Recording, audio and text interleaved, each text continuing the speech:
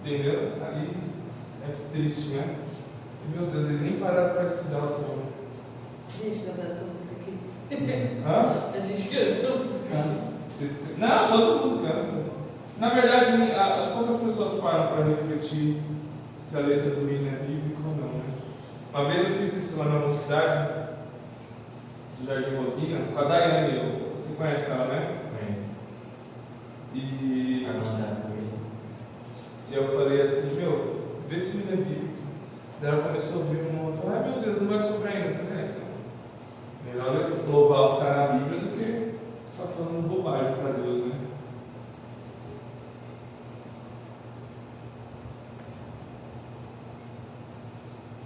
E aí eu falei, agora, o que eu faço? Eu falei, não louvo.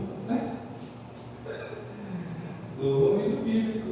Mas não vai sobrar quase nada. Eu falei, oxe, daí?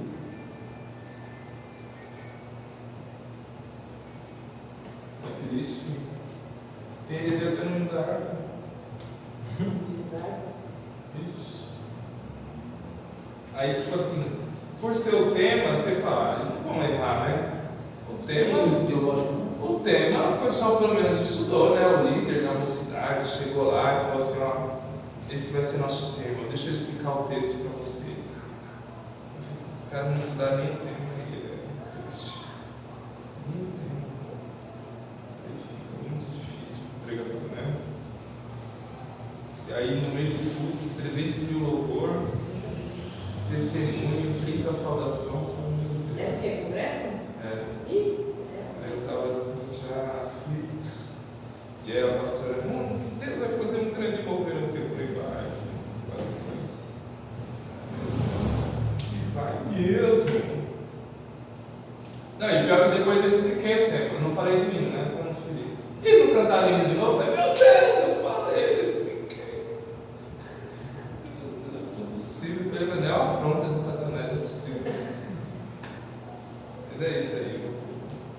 Vamos lá, capítulo 4, né? Lembrando que o capítulo 4, vocês sabem que essa divisão de capítulos foi posterior, né? Ela foi feita aí por volta do século V na Bíblia judaica e também lá para o século VI e VII no Novo Testamento. Então é por isso que vocês vão ver aí que o final do capítulo 3 está comendo o versículo 1 do capítulo 4. Não sei se na Bíblia de vocês está assim. Mas a epígrafe começa no capítulo 2. Aí não. Tem Bíblia que não tem epígrafe. A minha não tem no primeiro, não, mas só no segundo, tá? Acho que no versículo 2, mas a epígrafe devia vir aqui em cima, não esse primeiro. É porque o versículo 1 faz parte do capítulo 3, entendeu? Então, quando eles separaram os capítulos,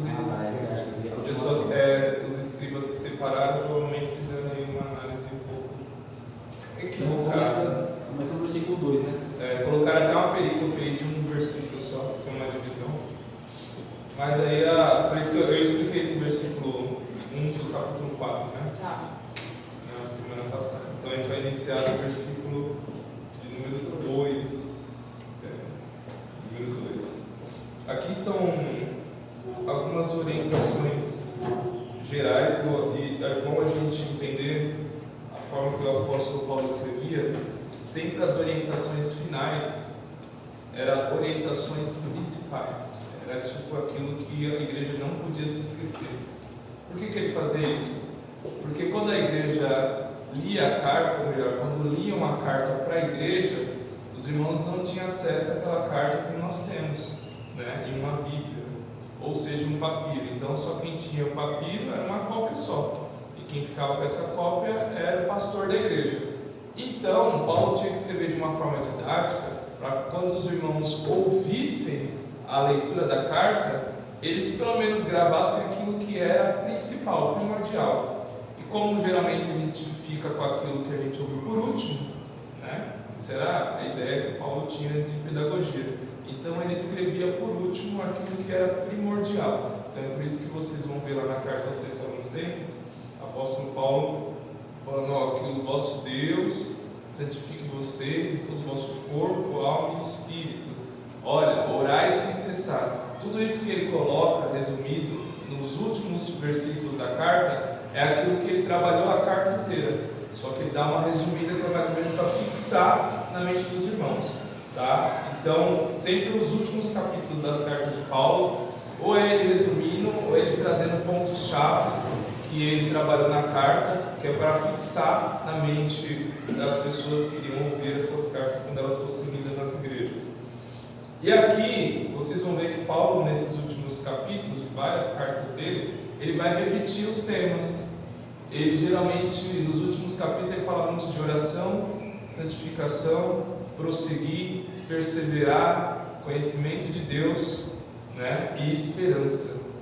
Então, esses temas aí estão praticamente quase todos os finais dos capítulos das cartas de Paulo. Por que Paulo perseverava nesses temas? Porque são temas basilares, né?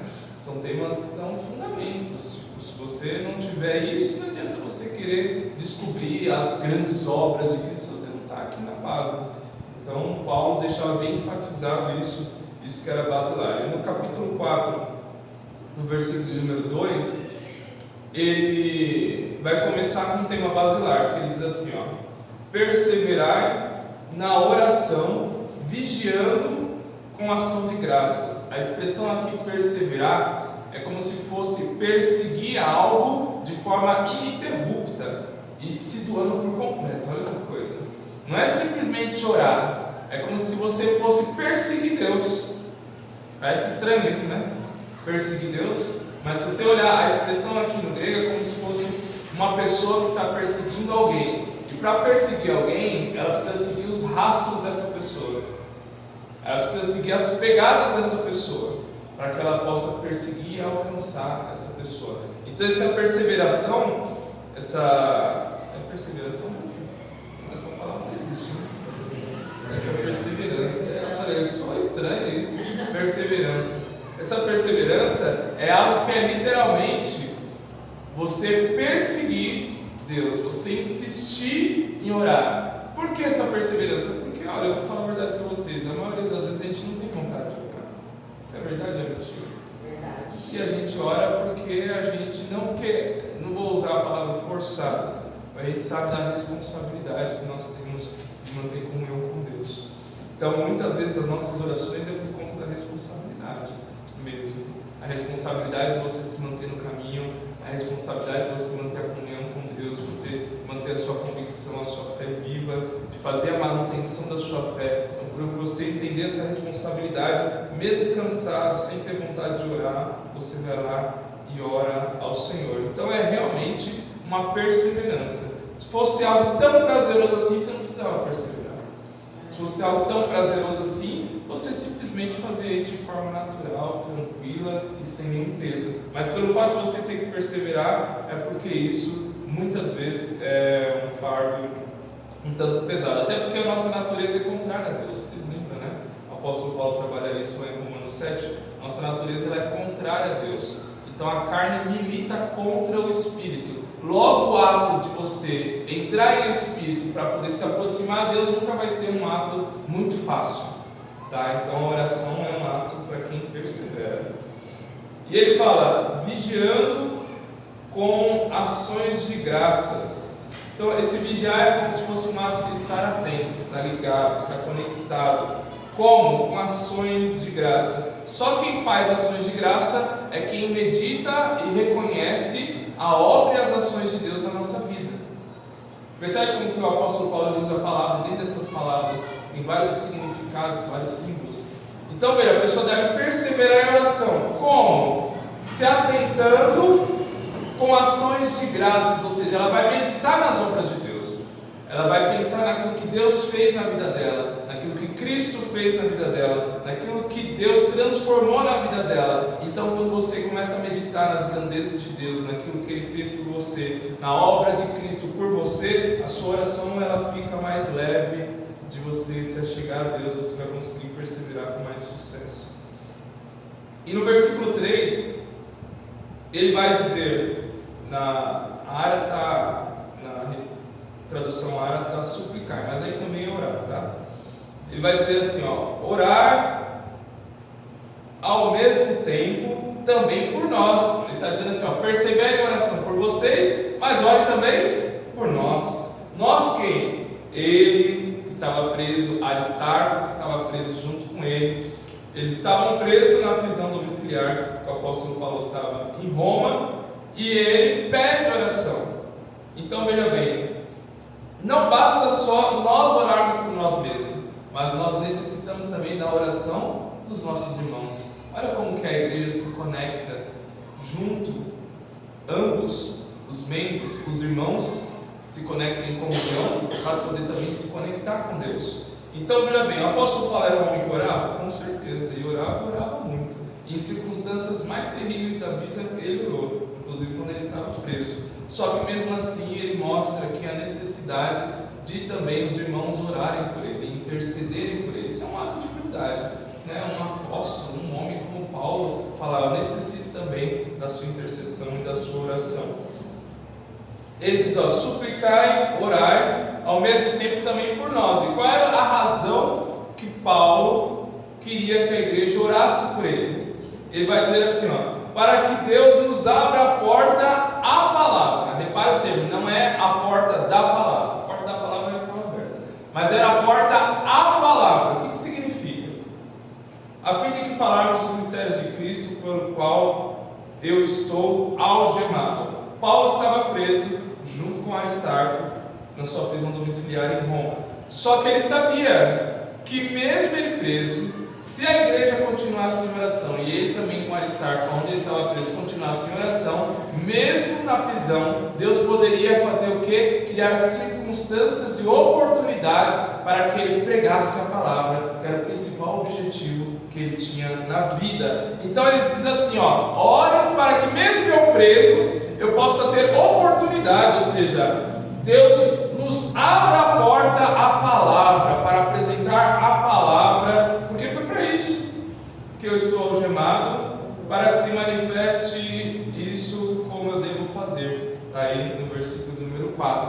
Então olha que coisa extraordinária. Quem está preso, meu filho, a mente da pessoa só pensa o quê? Eu quero sair disso daqui.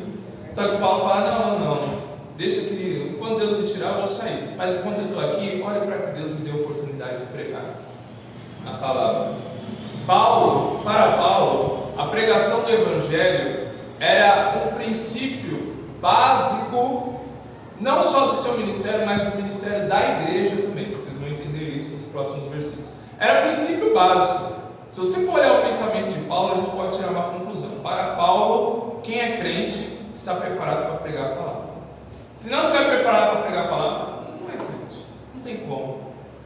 Então veja bem, ele mostra que a pregação do Evangelho é primordial em diferentes circunstâncias da vida, seja ela boa ou ruim. Ele estava preso, estava querendo oportunidade para que se pregasse a palavra.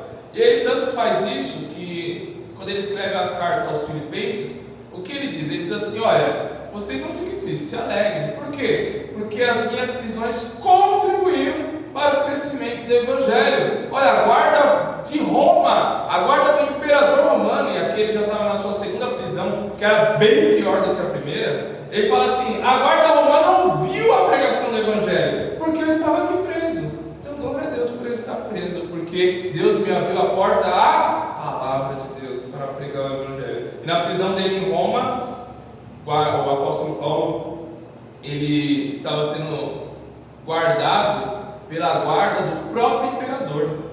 Eram os guardas que faziam a guarda do imperador, por isso que ele fala a guarda pretoriana. O que é a pretoriana? Era literalmente os guardas de elite do imperador romano. Estava ali na guarda de Paulo. Então Paulo ali era um prisioneiro de alta periculosidade, era um homem extremamente preocupante para o imperador romano. Por quê? Porque ele pregava Cristo. E quem era Cristo? Cristo é aquele que era a oposição ao império. Ele era o rei, só que na mente dos romanos quem era o rei? O imperador. Só que Paulo proclamava outro rei, outro Cristo. E o imperador em choque, porque o mundo romano estava sendo já transtornado pela pregação de Paulo. Ele fala, coloca esse cara no calabouço. Só que ele errou, porque ele colocou do lado do apóstolo Paulo os seus guardas de elite. O apóstolo Paulo fez o quê? Toma o evangelho deles. Não perdeu a oportunidade. Então, literalmente, Paulo era esse homem que não perdeu a oportunidade de pregar o Evangelho. Então, ele está dizendo, ó, olha para que eu possa pregar aqui.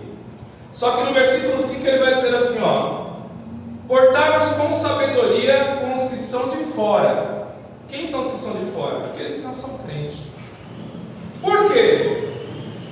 E aproveitai as oportunidades. Olha o que o apóstolo Paulo está dizendo, ó, enquanto vocês devem orar para que eu possa pregar aqui dentro, vocês aí fora também devem fazer o quê? Aproveitar a oportunidade para pregar para aqueles que estão aí fora. E portar-vos com sabedoria. Esse portar-vos aqui significa conviver.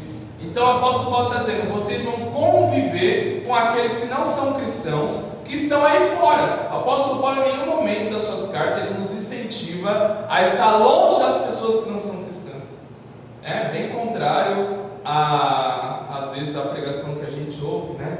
Olha, não fica no meio dos ímpios, dizendo que a Bíblia nos mostra no Salmo 1, que é para a gente não ficar no meio dos escarnecedores. Quem são os escarnecedores? São aqueles que têm o conhecimento de Deus, mas escarnecem de Deus, rejeitam a Deus deliberadamente com suas próprias palavras, blasfemas contra Deus. Não ande segundo o caminho do ímpio. Andar segundo o caminho não significa estar perto. Andar segundo o caminho é não faça os atos deles. E nem se assente à roda dos escarnecedores. Aquela pessoa que faz piada, deboche das coisas santas, esse daí você tem que rejeitar. Mas o ímpio em si, que é ímpio, mas mesmo assim ele tem um certo medo, não vou dizer temor, mas um certo medo, né, de Deus, ele respeita as coisas santas, você deve estar com ele. E você deve interagir com ele. Você deve conviver com ele. E conviver com sabedoria, aproveitando as oportunidades. Para quê? Para pregar o Evangelho. A palavra oportunidade aqui é a palavra grega kairos, e significa tempo oportuno. O que significa se colocar e se comportar com sabedoria no seu convívio social com pessoas não cristãs? Significa você ter com eles um convívio puro, um convívio santo, um linguajar santo, mas atento ao mesmo tempo, se aproveitando das oportunidades para pregar o Evangelho para essas pessoas. E é o menos a gente faz, né? A gente está lá e tem um amigo que está com depressão, em vez de você apresentar Cristo, você fala, você precisa de uma terapia. Precisa mesmo, é verdade. Mais do que uma terapia, precisa de Cristo. Você tem Cristo e tem que estar preparado para pregar Cristo, não tem como. Por quê? Ele vai dizer assim, ó: a vossa palavra seja sempre agradável, temperada com sal. Lembra que nós falamos sobre sal? Significa o quê? Quem lembra? Ai, meu Deus.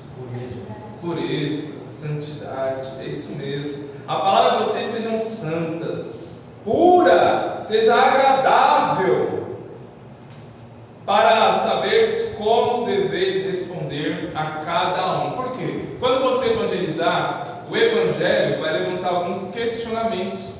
A pessoa vai te questionar de muitas coisas. Ela vai falar, por que eu devo ser salvo? Ela vai perguntar, mas por que eu sou um pecador? Por que eu tenho que ir para a igreja? Ela vai fazer várias perguntas, né? Até perguntas acerca da nossa religiosidade. Por que eu tenho que ir para a igreja de terno e gravata? Por que vocês usam terno e gravata? Por que vocês ficam quem vai pregar fica num lugar mais elevado do que quem está ouvindo? Eles fazem esse tipo de pergunta. E você tem que estar o quê? Preparado para responder a cada um. Paulo estava falando isso para os presbíteros? Também. Para os pastores também, mas estava falando para a igreja toda. Essa carta ia ser lida para toda a igreja dos Colossenses. Por quê? Porque toda a igreja tem o dever de pregar a palavra e estar preparado para responder às perguntas a qual as pessoas que não são cristãs te fizerem. Toda a igreja. Toda a igreja. Mas eu não sei, Tarcísio, porque eu não estou preparado. Aí você se vira com Deus, explica isso para ele quando você chegar lá. Minha função é só ensinar só. Entendeu? Não quero saber de nada. Naquele grande dia eu vou fazer igual Paulo, Atos capítulo 20. As minhas mãos estão limpas. Ensinei, mostrei, eu avisei, mostrei no texto. Está lá, dei o versículo, a orientação. Não seguiu? Boa sorte. Vou continuar orando para que vocês, busquem isso, tenham ímpeto isso. mas é uma responsabilidade. Então veja que a primazia para Paulo é a pregação do Evangelho, certo? E ele vai dizer assim, ore para que Deus me dê oportunidade aqui, mas vocês que estão aí, não percam a oportunidade. No Kairos de Deus, no tempo certo de Deus, apresente o Evangelho para aqueles que estão fora com sabedoria. Sua palavra temperada com sal, de forma agradável, e estejam preparados para responder a tudo aquilo que eles vos perguntar. Entenda uma coisa, e aí eu quero fazer uma distinção aqui, para você não ser um crente chato, né? Paulo está dizendo aqui, olha a sabedoria de Paulo, ele está dizendo assim: aproveite as oportunidades. É em todo momento que eu vou estar com uma pessoa não cristã que eu tenho que falar de Jesus para ela? Não. Então você vai ser chato, você vai queimar o Evangelho, certo? Você precisa fazer o quê? Estar atento às oportunidades. E para isso você precisa de uma coisa que é muito boa. Primeiro, você precisa conhecer a Bíblia e saber relacionar a Bíblia com a vida cotidiana.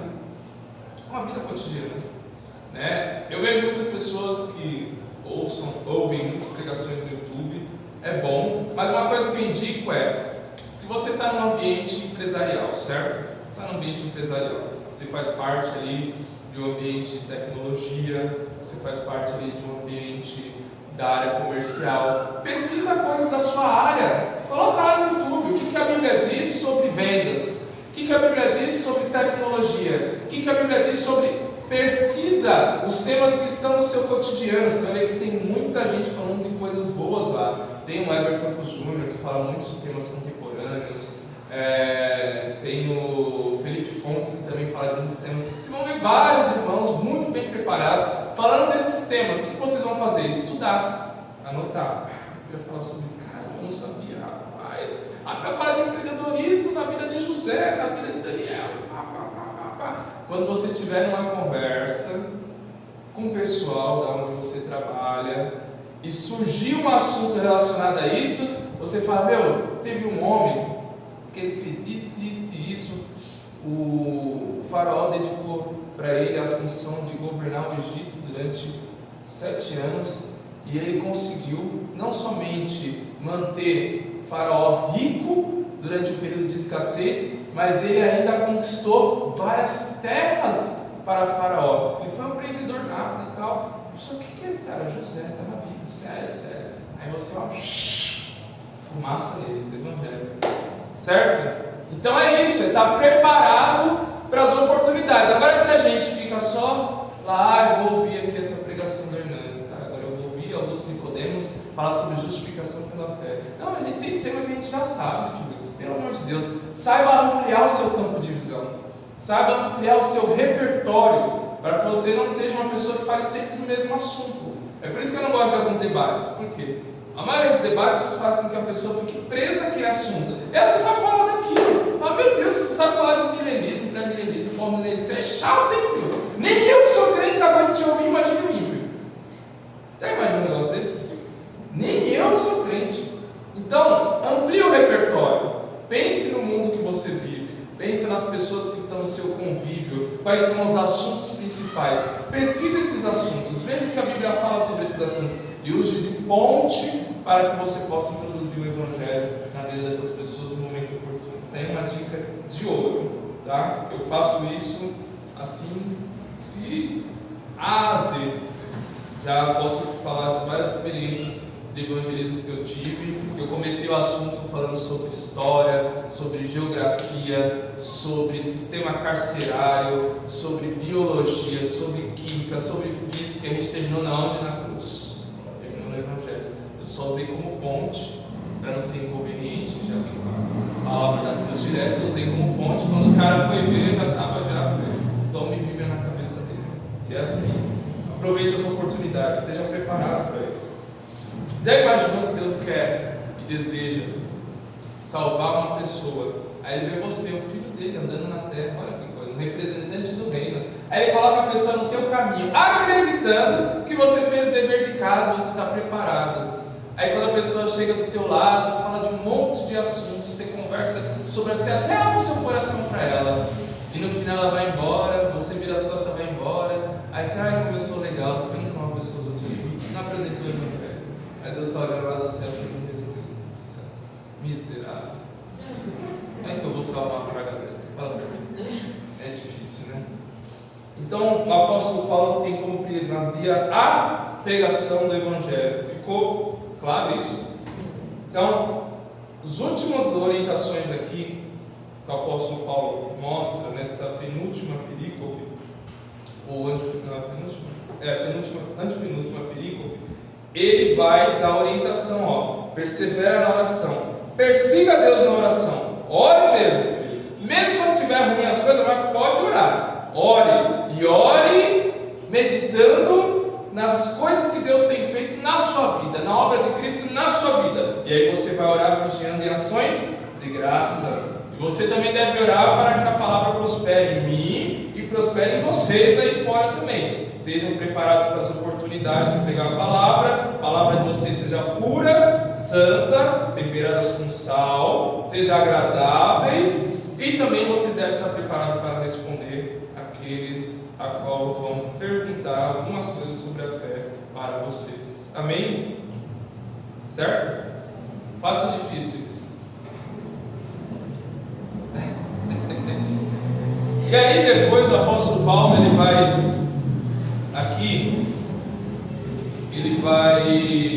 apresentar para nós 10 obreiros. E esses 10 obreiros têm algumas características peculiares que nós podemos aprender muito com eles, tá? Muito com eles. Os obreiros de Paulo aqui é sensacional. Vocês vão entender isso. Ele vai aqui falar de cada obreiro. E aqui ele está fazendo aqui saudações, ou seja, ele está fazendo agradecimentos, ele está fazendo recomendações, ele está fazendo para alguns elogios, tá? Então aqui são as recomendações finais, as saudações finais do apóstolo Paulo. O primeiro obreiro que ele vai citar é um obreiro chamado Tíquico. Ele vai dizer assim no versículo 7: quanto à minha situação, Tíquico, irmão amado e fiel ministro, e servo no Senhor, de tudo vos informará. Então, ele estava saindo da onde Paulo estava, na prisão em Roma, e indo levar esta carta aos Colossenses para a igreja de Colossos. Ele iria informar a situação de Paulo. Versículo 8 ele diz: e eu vos envio com expresso propósito de dar conhecimento da vossa situação e de alentar, acalmar, aquecer o seu coração acerca da minha situação. Os irmãos de Colossos, assim como os irmãos de Filipe, estavam preocupados com o apóstolo Paulo pelo fato de ele estar preso. Então Tíquico vai lá, ele ouve as orientações do apóstolo Paulo, pega tanto a carta aos Colossenses como a carta de Filemão, certo? Junto com Onésimo, e vai levar para os irmãos de Colossos para mostrar qual era a situação do apóstolo Paulo preso, mostrar que o apóstolo Paulo estava bem, tão bem, que estava querendo pregar o evangelho mesmo preso, certo? E Tíquico, ele tem uma questão aqui peculiar. Por quê? Tíquico, ele é um jovem que ele veio da Ásia. A Bíblia não mostra em qual parte da Ásia ele era, mas lá em Atos 20, versículo 4, vai falar que ele era da Ásia, provavelmente alguma daquelas igrejas lá do Apocalipse. E Tíquico, ele era oficialmente o carteiro de Paulo. Como assim? Exatamente. Ele era o carteiro, era ele que geralmente ia nas prisões onde Paulo estava, pegava as cartas de Paulo e levava para as igrejas direcionadas. Foi ele que foi na prisão, na última prisão de Paulo, pegar a carta e levar a segunda carta de Timóteo lá para Timóteo em Éfeso. Foi ele que foi na primeira prisão também pregar a carta de Paulo e levar essa carta de Paulo para a igreja de Éfeso também. Então, ele é literalmente o carteiro de Paulo. Aí você fala assim: meu Deus, essa função não é uma função muito gloriosa, né? Vocês só um emissário, só levar a carta pegada que o apóstolo Paulo escreveu e levar para a igreja. Parece uma função um pouco diminutiva, sim ou não? Ele não era um profeta, ele não era um pregador, ele não era um homem que orava e acontecia milagres, ele não era um presbítero, ele não era um ensinador, ele não era ninguém que tinha uma função, digamos assim, aos nossos olhares hoje, uma função grande, uma função que gera nas pessoas uma expectativa, dizendo: oh, esse é um homem de Deus. Quem vai olhar para o carteiro e falar: não, esse daí é vaso, esse daí é cheio do poder. Ninguém vai olhar para um cara que está simplesmente carregando uma carta. Só que a função dele, apesar de ser simples, os frutos foram eternos. Por quê? Se ele não tivesse levado as cartas do apóstolo Paulo nas igrejas direcionadas, essas cartas não iriam edificar as igrejas e nem iriam chegar até nós. Então, veja bem, apesar da função ser simples dele, era uma função de extrema responsabilidade. Imagine se essas cartas se extraviassem no meio do caminho. Então, ele tinha uma função de guardador da palavra. Ele é aquele que guardava a palavra e levava a palavra até o destinatário, que eram as igrejas que o apóstolo Paulo escrevia. Era uma função simples, porém de extrema importância. Uma coisa que a gente tem que entender é que no reino de Deus não existe nenhuma função que seja desprezível.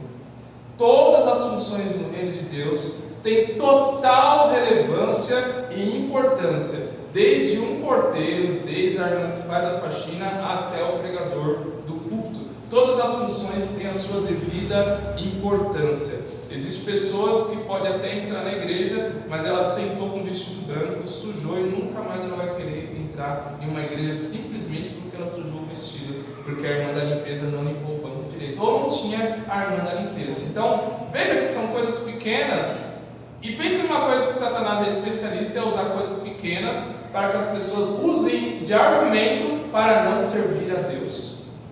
Especialista. Então, veja bem, mesmo nas situações simples e nos serviços simples, sempre olhe com um olhar direcionado, com grandes expectativas em Deus. Nada que a gente faça no reino de Deus é algo desprezível. Tudo tem muita importância para a igreja, para o evangelho e para o reino de Deus, certo? Então, é por isso que as pessoas não entendem isso e brigam pelo púlpito, brigam pelo microfone, brigam pela bateria, brigam e por aí vai, né? Vocês sabem muito bem disso.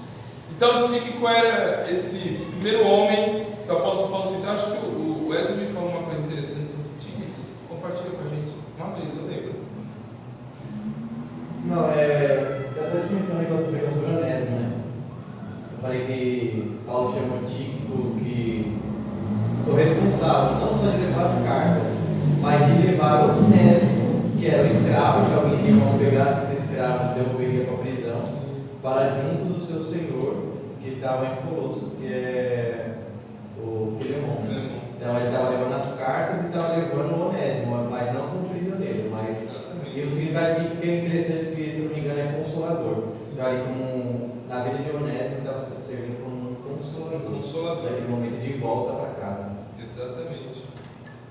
E ele era o quê? Ele era um irmão amado e fiel ministro.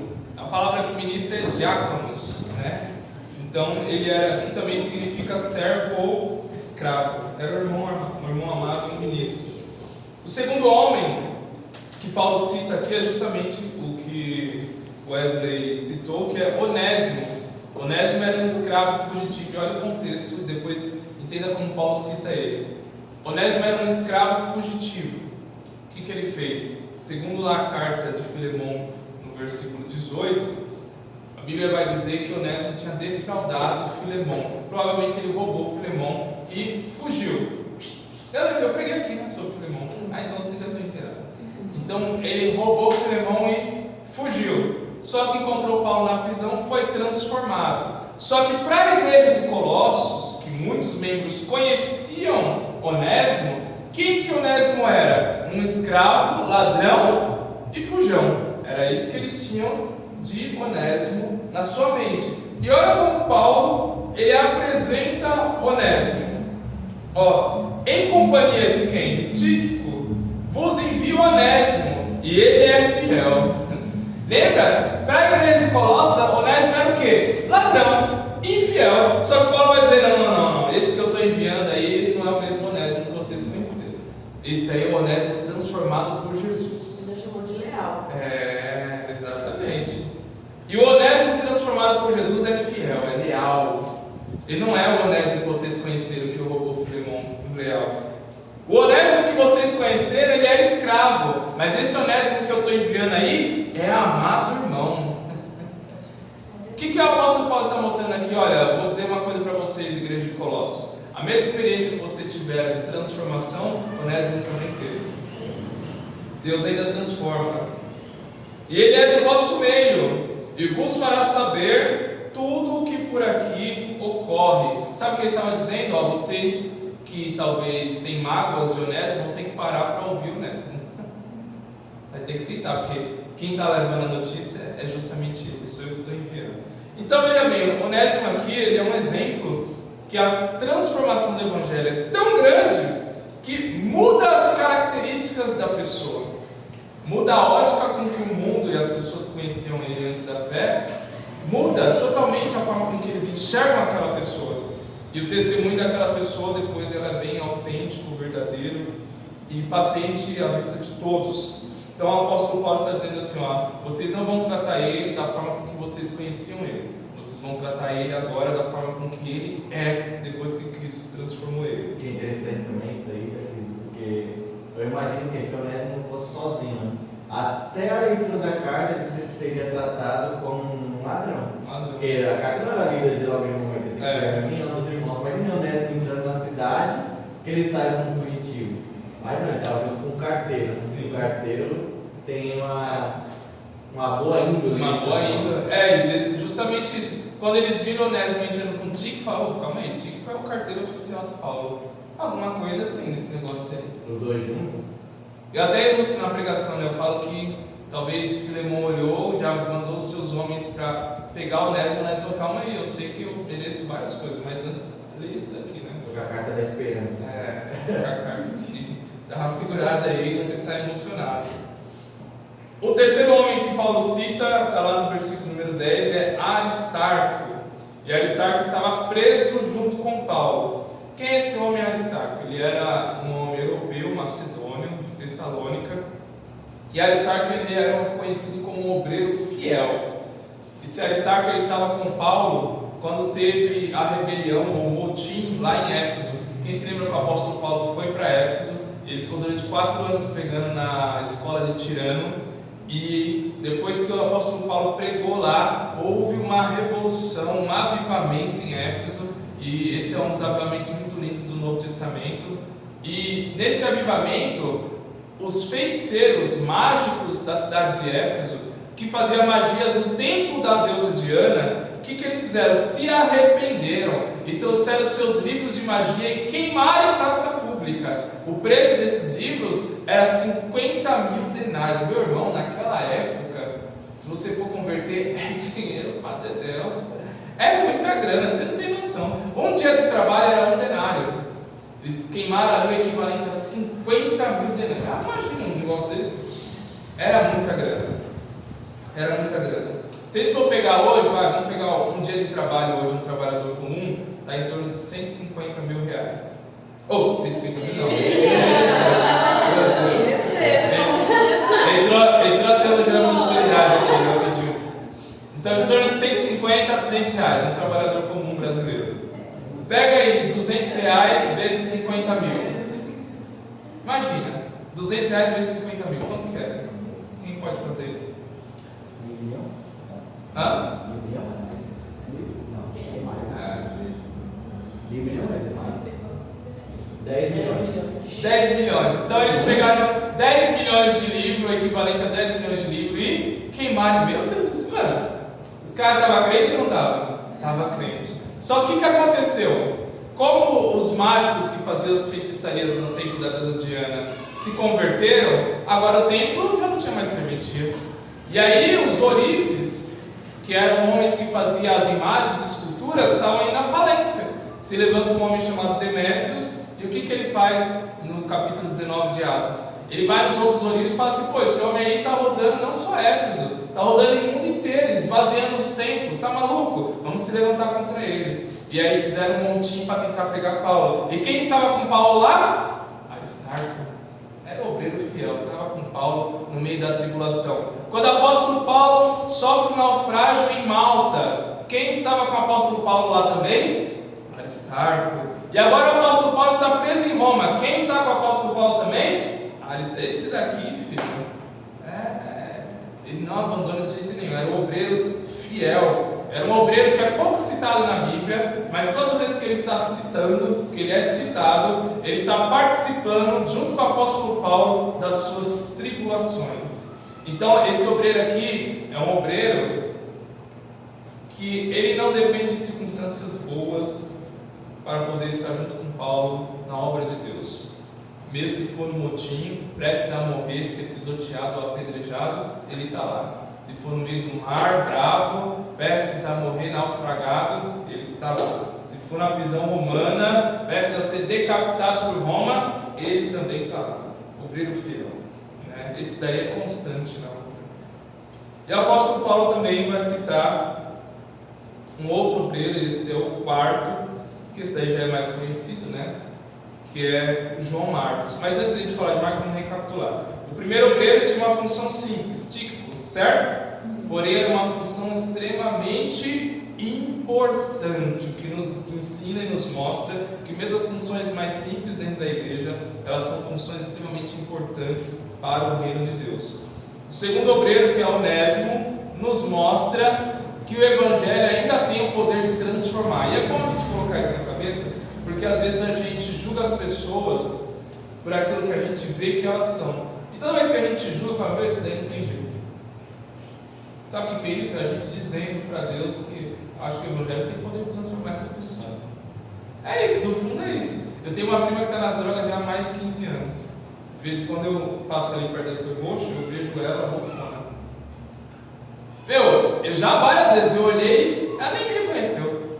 Eu olhei e falei, meu, você é doido, a Carolina não tem jeito. Só que no fundo, eu falando isso, eu estou dizendo que o Evangelho não tem poder para transformar ela, mas tem. E o Onésimo, ele deixa esse ensinamento para nós. O Evangelho tem poder para transformar. Pode ser a pessoa mais perdida do mundo, ele tem poder para transformar. Aristarco mostra a fidelidade com a obra, mesmo em situações extremas de sofrimento. Então, em situações extremas de sofrimento, nós temos que nos manter firmes e fiel à obra. E João Marcos?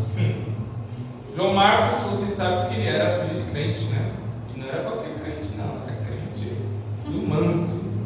A mãe dele, Maria, era uma mulher rica em Jerusalém.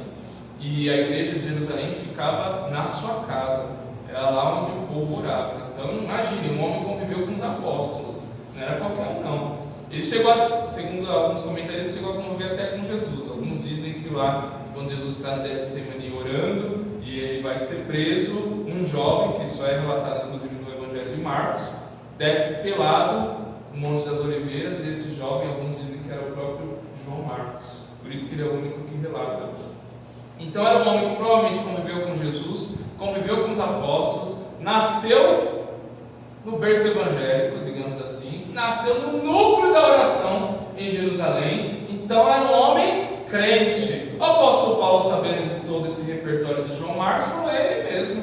Ele ainda é sobrinho de Barnabé, o homem que me chamou, me trouxe lá de Tarso, lembrou de mim para ir fazer a missão missionária. É esse mesmo que eu vou levar comigo na obra missionária. E eles foram na primeira viagem, né? Só que teve algumas tribulações. Quando João Marcos viu que quando o apóstolo Paulo pregava que Jesus era o Cristo Rei, e essa pregação era contra o Império Romano, ele falou: vai dar ruim esse negócio. Uma hora nós vamos morrer, filho. Você está pregando contra o imperador, não tem como ficar vivo. Uma hora nós morremos.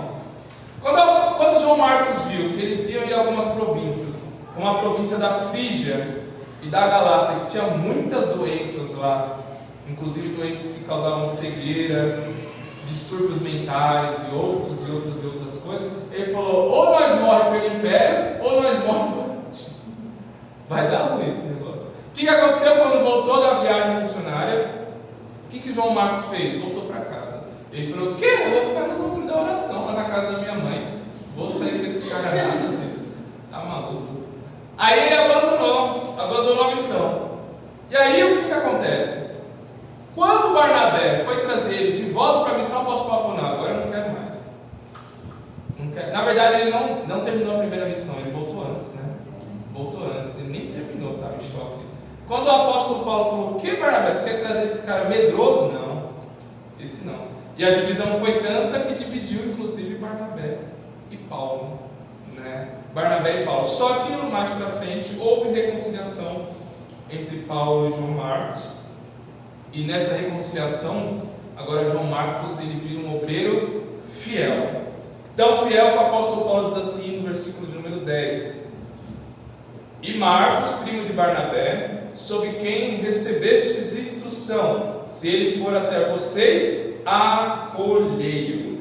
Então, João Marcos aqui agora ele está sendo recomendado pelo apóstolo Paulo. Veja, o homem que o apóstolo Paulo rejeitou, agora está sendo recomendado. Por quê? Porque certamente houve uma transformação. E eu vejo muitas pessoas que julgam João Marcos. Por quê? Porque falam, João Marcos era medroso, João Marcos era isso, João Marcos... Eu quero ver você ir para um país perseguido, pregar o evangelho lá, sabendo que... E ainda dá uma notícia para você, fala assim, você vai embarcar amanhã. Só que tem uma coisa, os últimos 10 missionários que foram para lá não duraram 10 dias e morreram. Eu duvido você entrar no avião, eu duvido. Se não for o poder de Deus te capacitar... Ou vocês acham que esses homens eles morriam simplesmente porque eles eram muito convictos? Não. Eles tinham uma capacitação sobrenatural de Deus para suportar todas aquelas aflições. Quando vocês olham a história desse... Mas você acha que é normal um homem como Pedro olhar para os soldados romanos e falar assim, tudo bem, vocês vão me matar, mas me vira de cabeça para baixo. Meu filho, você está para morrer, quem é que vai lembrar se você vai ser crucificado assim, de lado? Não, é só quem tem o poder de Deus totalmente capacitando ele para aquela ação. Quem se lembra de Policarpo, de Esmirna? Ele debochou dos caras, mano. A fogueira estava ali, pegando fogo, o corpo dele não queimava. Eu falei, acho que vocês não vão conseguir não, hein? Vai dar certo não. Daí o cara falou assim, nega, senão a gente vai te matar. Ele falou, filho, 86 anos eu servi, nenhuma hora ele me fez, bem, como que eu posso negar o meu Senhor? Imagina um negócio desse. João Rus, que no meio do seu ambiente de morte ele profetiza, vocês estão matando aqui um ganso, mas vai se levantar um cisne, né? Mas vai se levantar um que olha, vocês vão poder matar não. Ele está debochando, filho, de quem está matando ele. Está debochando. Quem é que dá esse poder sobrenatural para a pessoa resistir no momento de morte? Quem é que dá? É Deus. Muito provavelmente João Marcos, eu não julgo ele, muito provavelmente na primeira viagem ele não teve essa capacitação, mas depois quando ele entendeu, o Espírito de Deus capacitou ele, aí filho, ele virou um obreiro, e que obreiro. Tem um livro do João Marcos até fala, né, que mais para frente, depois que Paulo tira ele, rejeita ele, Marcos, quem acolhe Marcos é Pedro. Se Pedro fala na sua carta, meu filho na fé. Filho na fé de Pedro é João Marcos. Tanto é que provavelmente ele voltou para Jerusalém e o Pedro deve ter perguntado, o que aconteceu, filho? O negócio é difícil. Aí Pedro, então vem aqui, que você precisa de algo lá de cima, vou te ensinar como é que é. E aí, muito provavelmente, Pedro realmente foi esse tutor de João Marcos. Mas João Marcos nos ensina que mesmo o começo do Evangelho sendo meio frustroso, digamos assim, não seja do jeito que as pessoas têm a expectativa, porque a expectativa sobre João Marcos era grande, você acha que não? O cara era primo de Barnabé, o apóstolo Paulo chamou ele para a missão. Todo mundo vai falar, esse daí é vaso. Sabe Atos 2. Não, sabe Atos 2, é monstro. De repente volta ele de cabeça baixa, rapaz. Sim. Mas mesmo assim, e tem várias pessoas que a gente vê assim, né? Começa na fé assim, aquele guerreiro, de repente, mas falei agora. E o que a igreja faz geralmente? Abandona. Mas a igreja precisa de quê? De Pedros, né? Que pega esses João Marcos, frustrados, ensina eles, capacita eles, ora a Deus para que o Espírito capacite eles e lance eles novamente. Tem uma frase do Fernando, ele fala assim, quem melhor para instruir João Marcos que não o rei da frustração? O rei da frustração. Que é Pedro. Exatamente. Então ele nos mostra isso. O obreiro medroso, frustrado, mas depois foi o obreiro vitorioso. Foi o primeiro a escrever a biografia de Jesus. O Evangelho de Marcos, segundo os comentaristas, foi o primeiro evangelho a ser escrito. Certo? O quinto... Meu Deus, será que vai dar tempo? Eu estou viajando aqui. O quinto é Jesus, mas não é o Jesus, o nosso Jesus. É o Jesus obreiro de Paulo. Daí, versículo 11. Jesus conhecido por justo. Por que justo? Jesus, ele é uma transliteração do nome hebraico Josué. Josué, em grego, é Jesus, que transliterando fica Jesus. Então ele era judeu. Esse Jesus aqui, Jesus era um nome comum, tá? Na Israel, em Jerusalém. Estava aqui hoje. Era um nome comum, né? A gente, né? Mas é um nome comum, tá? Tem outros Jesus, inclusive, no Novo Testamento, lá em Atos dos Apóstolos. Então Jesus era um nome comum. Ele tinha um nome judaico. E vocês sabem que os judeus tinham um grande preconceito contra os gentios, né? Vocês sabem disso. Você vê a luta do apóstolo Paulo contra as doutrinas judaicas, querendo fazer com que os gentios virassem judeus ou fizessem ritos judaicos. Então os judeus tinham grandes preconceitos contra os gentios. Só que esse homem aqui, ele literalmente aniquilou o seu ego de preconceito contra os gentios, a ponto dele tomar para si um nome romano, que é um nome justo. Justo aqui não é um atributo, é um nome, tá? Justo era um nome comum na sociedade do Império Romano. Então ele abandona o seu nome judaico e agora ele absorve um outro nome, que é o nome justo. O que esse homem nos mostra? Esse homem nos mostra que para servir a Jesus nós temos que aniquilar o nosso ego. Nós temos que literalmente sepultar os nossos preconceitos. E ele aniquilou o seu ego de tal forma que ele abandonou as suas características judaicas para absorver um nome romano para poder servir aos gentios junto com o apóstolo Paulo. Então olha que exemplo maravilhoso. Não tem como servir a Deus na sua obra se o nosso ego ainda falar mais alto do que o Evangelho. Não tem como. E esses três homens, Aristarco, João Marcos e Jesus, que foi chamado Justo, são os três únicos judeus que ajudaram o apóstolo Paulo na obra missionária até a escrita desta carta. Tá? Então, veja bem, nós temos aí Tíquico, que nos mostra. Já esqueci, meu Deus.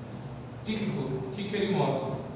As pequenas obras é importante. Exatamente, as pequenas obras são importantes. Onésimo, o Evangelho ainda transforma. Aristarco, ser fiel e perseverante em meio a situações difíceis que o Evangelho vai nos proporcionar. João Marcos, mesmo que vocês começou meio frustrado, mas Deus ainda é poderoso para te capacitar e restaurar. Jesus, aniquilar o ego para poder servir o Evangelho. O Evangelho é maior do que a gente. E Epáfras? Epáfras era o pastor da igreja dos Colossenses. E Epáfras ele tem uma atitude muito humilde. Qual é a atitude humilde? Tinha uma heresia que estava rolando em Colossos. E ele sabia que não tinha talvez a capacidade intelectual tão grande assim de combater aquela heresia. Aquela heresia estava misturada com rito judaico, com filosofia platonista, era uma coisa bem complexa. Nós trabalhamos aqui no capítulo de número 1. Acho que vocês lembram. Lembra, né? Vou acreditar que lembra. Então Epáfras era esse homem, ele teve a humildade de pedir ajuda para o apóstolo Paulo. Lembra que provavelmente Epáfras ele era o fundador da igreja de Colossos. Mas ele pede ajudas para o apóstolo Paulo, que ele sabia, e todo mundo sabia, que era muito mais capacitado do que ele. Então era um pastor dedicado, mas também humilde. E olha algumas características de Epáfras a partir do versículo número 12. O apóstolo Paulo fala assim: saudai-vos Epáfras, que é dentre vocês, servo de Cristo, o qual se esforça sobremaneira. Não é se esforça. Não, filho, ele vai além das suas forças. Ele se esforça sobremaneira. E por que ele se esforça sobremaneira e continuamente? Olha que coisa. Talvez a gente olhe assim e fale assim: meu Deus, vai se afadigar, vai ter um burnout aí, tá? Mas esse homem não tinha medo de burnout, não. Ele se esforçava sobremaneira e continuamente. Era um homem que dava vida. E ele diz assim, por que ele se esforçava? Por vós nas orações. Para quê? Para que vocês viessem viver uma prosperidade? Não! Para que vocês conservem-se perfeitos e plenamente convictos da vontade de Deus. Olha que coisa. Olha o esforço dele. Não era assim, não, Deus vai te abençoar. Deus vai quebrar aquele laço, não, filho. O esforço de Epáfras era oração para que o povo fosse plenamente, total, perfeito, convictos em toda a vontade de Deus. Ele queria que todo mundo conhecesse a vontade de Deus. Ninguém ia andar nas cegas. Ninguém ia andar como Agar, errante no deserto. Não. Todo mundo ia ter plena convicção qual é a vontade de Deus para a sua vida. Era por isso que ele se esforçava. E dele dou testemunho de que muito se preocupa por vocês, de Colossos, pela igreja de Laodiceia e pela igreja de Herápolis, que são igrejas que estavam tudo ali, naquela região da Ásia. Então, muito provavelmente, Epáfras ele era como se fosse um pastor setorial, vamos dizer assim. Então, ele cuidava tanto da igreja de Colossos, mas ele também supervisionava a igreja de Laodiceia e também a igreja de Herápolis. Então, era um pastor que tinha um grande trabalho sobre os seus ombros. Ele tinha humildade para pedir ajuda, mas ele se esforçava na coisa certa. Qual é o problema de muitos pastores hoje e de muitos obreiros? Se esforçam muito, mas se esforçam naquilo que é errado. Esse que é o problema. Se esforça muito, mas se esforça naquilo que não é evangelho. E aí qual que é o problema? A pessoa acha que por muito fazer ela está agradando a Deus. Deus está falando, não, filho, você não entendeu nada. Você não entendeu nada. Você não entendeu qual é a plena minha vontade. Você não entendeu isso. É por isso que você está aí batendo os pilhas, entrando em depressão, ansiedade, por aí vai. Eu sei que tem outras causas, né, para esses males, mas muitos é porque se esforçaram muito e se doaram muito para aquilo que não tinha nada a ver com o evangelho. E aí acabou se dando mal.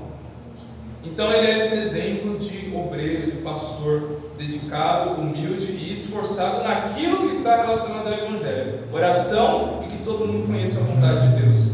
E aqui nós temos dois obreiros, no versículo 14, que é Lucas, o médico amado, e Demas. São dois obreiros conhecidos, né? Tanto Lucas como Demas. E aqui nós temos um paradoxo entre Lucas e Demas. Por quê? Lucas era o obreiro que começou bem e terminou bem. Ele começa bem com o apóstolo Paulo, escreve toda a biografia do apóstolo Paulo, e na última prisão de Paulo, que ele relata lá em 2 Timóteo capítulo 4, quem está com ele? Lucas, ou seja, obreiro fiel, começou bem e terminou bem. E Demas? Demas é aquele obreiro que começou a todo vapor.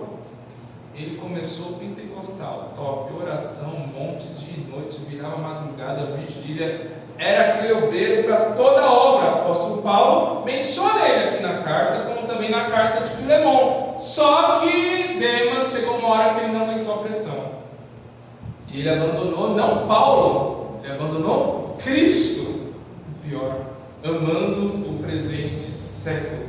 O que aconteceu com Demas, Tarcísio? Olha, a Bíblia não fala o que aconteceu com Demas especificamente, mas Jesus nos dá algumas dicas, né? Na parábola do semeador, Jesus vai dizer que uma das sementes caiu entre espinhos, e essa semente que caiu entre espinhos, quando ela foi crescer, os espinhos sufocaram. E Jesus ilustra isso dizendo assim, que essas são as pessoas que receberam a palavra com alegria. Elas até começaram a caminhar, e caminhar bem, caminhar com alegria, mas quando os espinhos cresceu, e o evangelho tem espinho, o que aconteceu? A palavra foi sufocada. E Jesus diz assim, porque elas se preocuparam demais com as coisas da vida. Se preocuparam demais com as coisas da vida. Lembra que eu falei que o apóstolo Paulo nos mostra no capítulo número 3 que o cristão deve viver com a perspectiva da eternidade? Ele observe as coisas que estão no alto, busquem as coisas que vêm do alto. Ele está mostrando que nós devemos a todo tempo buscar uma perspectiva de eternidade. Por quê? Se nossa esperança estiver aqui na terra, quando você vê que o evangelho na terra não está gerando muitos frutos para você individualmente, o que você vai fazer? Eu não vou ficar aqui nada, tá maluco? Eu só tomei bomba até agora. Se eu for contar a minha história, vocês vão chorar junto comigo, eu nem vou abrir isso. Mas eu só tomei bomba, são 11 anos ensinando a palavra, 11 anos servindo a Deus e 11 anos tomando um chicote, bomba, perseguição, já tomei, já tomei golpe, já tomei, vocês não tem noção. Falar mal de mim, já acabaram comigo, já me jogaram no inferno umas 10 vezes já me tiraram de trabalho, que eu orei dias, noite, madrugada, e o trabalho, prosperou, e de repente por inverno eu vi um cara de lá do dia para noite. Várias vezes, foi nenhuma nem duas. Já fui perseguido por pastor, por membro, por missionário. Esquece, só bomba, mas eu estou aqui. Graças a Deus, porque ainda continuo olhando para a eternidade. Enquanto eu continuar olhando para a eternidade, pode vir, dar rasteira, puxar tapete. Não sou Aladim, pode vir, não quero saber de nada. entendeu? Mas tem muita gente que não aguenta. Olha as corrupções dentro da igreja e fala: o quê? Que eu vou ficar no meio desse povo? Só que Demas, talvez ele não viu tanta corrupção. Foi mais mesmo, ele viu que o evangelho ia ser estreito e o final ia ser a morte. Para ele falou: não vou ficar nesse barco furado não. Então nós temos duas perspectivas de obreiro aqui: o obreiro fiel e o obreiro que começa muito bem e termina muito mal. Eu sei que é meio clichê isso, mas o mais importante não é o começo, né? O importante é você terminar a carreira, como o apóstolo Paulo disse: terminei a carreira e guardei a fé. E tem um outro obreiro, que é o obreiro chamado Ninfa. Quem que é este homem? Parece nome de mulher, mas é homem, tá? Esse homem chamado Ninfa, a igreja de Laodiceia estava na onde? Na sua casa. A igreja de Laodiceia estava na sua casa. Então, quando você lê a carta de Laodiceia lá, sabe que aquela igreja que Jesus está se referindo estava na casa de Ninfa. E vocês sabem que a cidade de Laodiceia era uma cidade rica, próspera. Eles tinham uma lã negra lá, que, meu Deus do céu, valia ouro aquela lã negra. Eles tinham um colírio que só tinha em Laodiceia, não tinha em nenhum lugar do mundo. Então eles eram pessoas prósperas. Só que tinha uma coisa: em Laodiceia também estava ali também tanto o altar de sacrifício à cidade de Roma, como a estátua do imperador romano. Então a cidade de Laodiceia era uma cidade que era totalmente conectada com o Império Romano. Era uma cidade rica, e toda a sua riqueza eles deveriam ter também e projetar isso, porque eles sabiam que eles só eram ricos e prósperos porque o Império Romano permitia a prosperidade deles. Senão o Império Romano vinha lá e confiscava tudo e acabou, filho. Só que o Império Romano permitia. Então era uma cidade que tinha como zelo manter uma boa relação com o Império. E uma cidade que quer manter uma boa relação com o Império Romano e com o Imperador Romano, jamais vai querer pessoas que preguem contra o Império Romano. Então você ter uma igreja na sua casa com uma mensagem, que era uma mensagem que pregava contra o Império Romano, era literalmente você colocar toda a sua família a risco de Roma. Então imagina, parece simples, né? A Ninfa, a igreja estava na sua casa. Olha que bonitinha, abriu a casa para ela colocou literalmente um sinal de alvo dentro da sua casa. Não era tão fácil assim ter igreja dentro da sua casa numa sociedade imperial romana. Só que mesmo assim ela cedeu a sua casa para que a igreja fosse instalada ali. Ninfa, esse homem, não estava se importando se os seus filhos iam ser mortos, se ele ia ser morto, se a sua esposa ia ser morta. Quem pensa comigo? Aonde que a igreja estava? Na casa de Ninfa.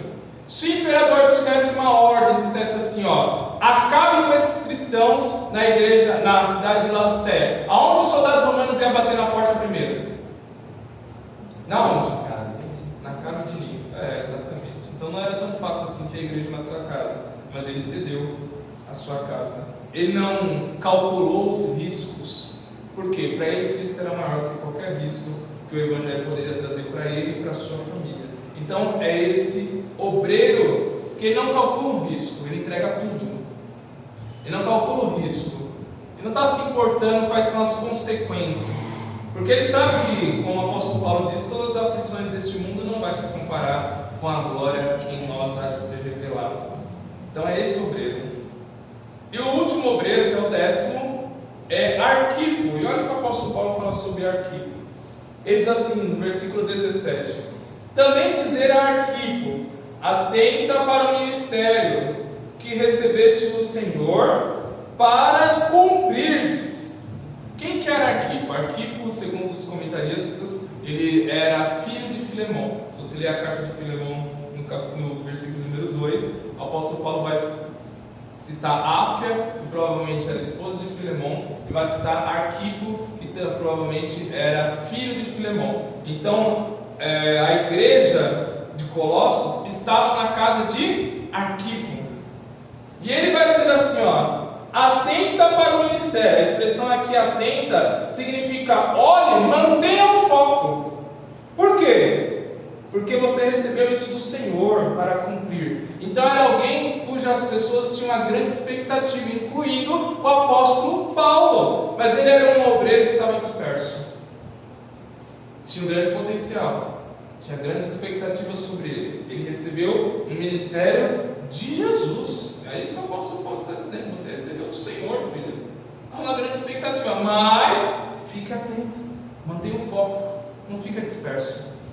Ele era filho de Filemão, a igreja estava na sua casa, tinha grandes expectativas sobre ele.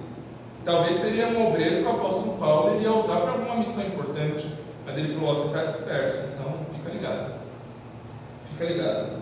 Porque o bom cristão, eu não digo nem para obreiro, mas o bom cristão em geral é um cristão que ele está sempre ligado. Ele não está disperso. Ele não anda, como diz o ditado, viajando na maionese. Não. Ele está ligado. Ele sabe o que está acontecendo. Ele está ligado nas notícias. Ele sabe qual é o seu chamado. Ele sabe para que Deus chamou ele. Ele sabe que ele tem que estar preparado. Ele sabe que ele tem uma responsabilidade no reino de Deus. Ele sabe que Jesus confiou a ele o ministério. Ele sabe que a igreja necessita do ministério dele. Então é uma pessoa que está ligada. Jesus usa uma expressão que é a expressão de vigiar, né? E essa expressão de vigiar é literalmente um soldado que está ligado. Não é chuva não, né? Limpei o carro ontem. Meu Deus, ajuda nós. Então é um obreiro que está como um soldado, vigilante, ligado. Ele estava disperso. Por quê? Muitas vezes, meus queridos, eu quero dizer uma coisa assim, com muita sinceridade. As pessoas estão na igreja, elas estão em todos os cultos, elas participam de todos os congressos, elas os primeiros a levantar a mão quando o pregador diz: levante a sua mão, olha para o seu irmão. É o primeiro. Parece que ele está ligado, não parece? Mas está disperso. Está disperso. Você para conversar com ele e fala: meu Deus do céu, esse cara está longe, hein, filho? Está disperso. Só que mesmo assim, você fala assim: esse daí não vai vir nada de bom. Mas Deus tem um chamado com ele. Deus tem uma obra com ele. Arquipo era esse homem. Ele era, vamos dizer assim, o filho do caseiro da igreja, né? Porque Filemão não era o pastor era Epáfras, mas provavelmente Filemão deveria ser um braço direito ali de Epáfras, por isso que a igreja estava na sua casa. E Arquipo tinha um grande ministério, mas estava disperso. Deus pode usar 10 mil profetas para ir até você. Deus pode usar muitas pessoas para falar, e que você tem potencial para isso, e que você é aquilo, e que, meu Deus do céu, vejo você no altar, vejo você sapateando, e vejo você fazendo isso, e vejo você fazendo aquilo, e vejo você nas multidões, atravessando o Oceano Índico, atravessando o Oceano Atlântico. Se você estiver disperso, esquece, não vai acontecer nada. Deus não trabalha com quem tem grandes potenciais. Deus trabalha com pessoas que estão ligadas. Potencial é bom? Mas eu conheci muita gente que tem potencial maior do que o meu, está na lona nesse exato momento. Então é necessário nós estarmos ligados. Até porque quem está disperso é presa fácil de Satanás. Quem está disperso é um alvo muito fácil de Satanás ele derrubar. E essa dispersão aqui de Arquipo, a Bíblia não diz qual que era. Não sei se era uma dispersão espiritual, se ele estava talvez... no mundo do Império Romano a promiscuidade era muito grande. Tá? Nós falamos isso só da igreja de Corinto, mas era no Império Romano todinho. Esse império que era forjado pela cultura grega era terrível, não era fácil ser crente naquela época não. Você acha que a gente está num tempo de promiscuidade? Rapaz, nas ruas de Roma as pessoas faziam sexo de madrugada ou até no começo da manhã no meio das vielas. Então imagine você indo trabalhar, aí você entra numa viela, tá 3 casais lá. Você fala: ih, rapaz, deixa eu voltar para casa. Era assim que acontecia. O negócio não era fácil. Não sabe-se qual era a dispersão dele, mas ele estava disperso e precisava estar ligado. Então o apóstolo Paulo lhe dá as características desses 10 obreiros para nós. E desses 10 obreiros, cada um deu para nós aqui uma luz, uma direção, um ensinamento sobre o que é o Evangelho e como Deus quer que a gente viva este Evangelho. Deus quer que a gente viva esse Evangelho como Arquipo, mesmo fazendo funções simples, mas tendo a convicção que isso que a gente está fazendo de simples, Deus pode prosperar e tornar algo extremamente importante para a igreja e o reino de Deus. Deus quer que a gente viva um evangelho, que a gente tenha plena convicção que o evangelho é poderoso para transformar qualquer tipo de pessoa, como transformou Onésimo.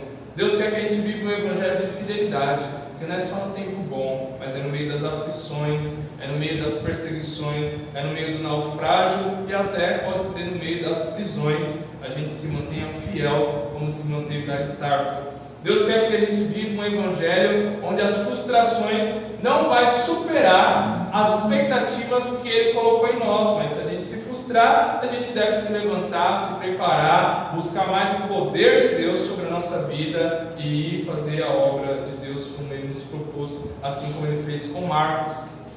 Deus quer que a gente viva um evangelho onde o nosso ego fique em segundo plano, ou melhor, nem entre no plano, onde só o evangelho esteja na nossa vida, assim como foi na vida de Jesus, que adquiriu o nome romano de justo.